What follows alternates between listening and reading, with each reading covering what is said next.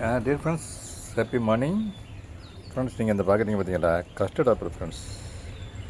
ஆமாம் நண்பர்களே, சீத்தாப்பழம். இந்த எங்கள் இங்கே இந்த பாருங்கள் நண்பர்களே, இங்கே தான் பறித்தேன். இந்த மரத்தில் இந்த இருக்குது பாருங்களேன், இந்த மரத்தை நண்பர்களே பறித்தேன். ஆமாம், இங்கேருந்து இந்த நம்ம ஸ்டெப்ஸ்லேருந்தே பறிக்கலாம். இந்த பாருங்கள், ஒன்றும் இருந்துச்சு நண்பர்களே. இன்னும் ஒன்று கீழே இருக்குது. இந்த அங்கே ஒரு மரம் இருக்குது, அங்கே அந்த இடத்துல ஒரு மரம் இருக்குது. இதில் ஏற்கனவே 5-6 பறித்து, ஏற்கனவே இந்த மரத்தில் 5-6 பறித்து நான் வீடியோஸ்லாம் போட்டிருக்கேன். இந்த மரத்தை பறித்து இல்லை என்னென்னா, இது இந்த கொஞ்சம் நல்ல மண், கொஞ்சம் மண் கலவை நல்லா கலந்து சத்தான மண் கொடுத்தோம்னா நல்ல ஈல்டு வரும்.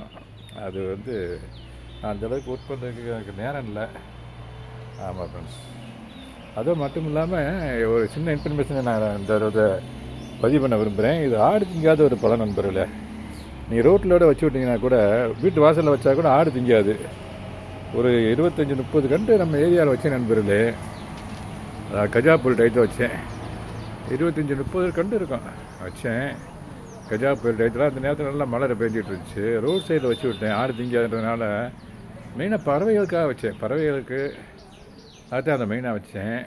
ஆனால் அதில் எதுவுமே தண்ணி அடுத்த சீசன் தண்ணி கொடுக்க முடியல நண்பர்களே. அதாவது எங்கள் வீட்டிலேருந்து ரொம்ப தூரமாக இருக்குது.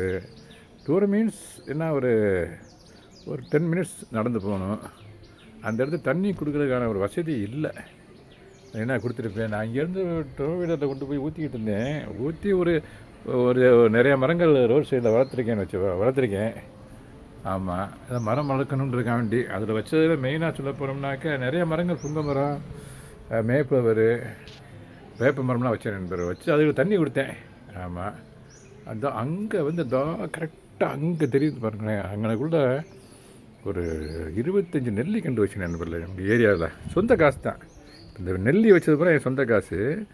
அந்த சொந்த காசில் வச்சு நிறைய மரங்கள் சொந்த காசுலேயே வச்சுருக்கேன். இந்த அங்கே கூட நிறைய மரங்கள் வச்சுருந்தேன். அந்த நெல்லி மரம் நல்லா இப்போ நல்லா காய்ச்சிட்டுருக்கு நண்பர். நல்லா பெருசாக வந்துடுச்சு. அந்த ஒன்றை தான் என்னால் பாதுகாக்க முடிஞ்சு. 25 மரக்கன்றுகளில் கொஞ்சம் ஜூம் பண்ணி பாருங்களேன். அங்கே இருக்குது நண்பர். அந்த கேப்பில் இருக்குது நண்பர்ல. ஆமாம், இப்போ பார்த்தீங்கன்னா காய்ச்சி அப்படியே காய் நிறைய சடசடியாக காய் இருக்குது நண்பர்ல. அது முழு நெல்லி. ஆமாம், இங்கே இருக்குது பாருங்கள். இந்த இருக்குது பாருங்கள். இது அரைநெல்லி. இந்த இருக்குது பாருங்கள். அது ரோட் சைடு, ரோட்டில் வச்சது. இது எங்கள் வீட்டு வாசலே வச்சது நண்பர்களே. இது அரைநெல்லி, ஸ்டார் கூஸ்பெரி. இந்த இருக்குது பார்த்தீங்களா. ஓகே நண்பர்களே, மரம் வளர்ப்போம், மண் வளம் காப்போம். இந்த மாதிரி பல மரங்கள் வச்சோம்னு சொன்னாக்க பறவைகளுக்கு நல்ல யூஸாக இருக்கும். நானும் கவனித்து பார்த்தேன் நண்பர்களே, இந்த ஸ்டார் கூஸ்பெரி அரைநெல்லியில் அணில் சாப்பிட மாட்டேங்குது நண்பர்களே. பறவைகளும் சாப்பிட மாட்டேங்குது. பட் இந்த இருக்குது பார்த்தீங்களா, இந்த கருவேப்பிலை பழங்களை சாப்பிடுது. இந்த இருக்கு குயிலெலாம் சாப்பிடுது. இந்த இருக்கு பாருங்க, சாப்பிடுது. பட் இது சாப்பிட்றதுலன்னு அதில் ஏன் அது சாப்பிட மாட்டேங்குன்னு எனக்கு புரியல. டேஸ்ட் அதுக்கு பிடிக்கலையா, அதில் அதுக்கு வேண்டிய பழங்கள்லாம் கிடைக்கிது இங்கே. அதனால் அதுக்கு இது சாப்பிட்றதுலன்னு நினைக்கிறேன். But I don't know exactly.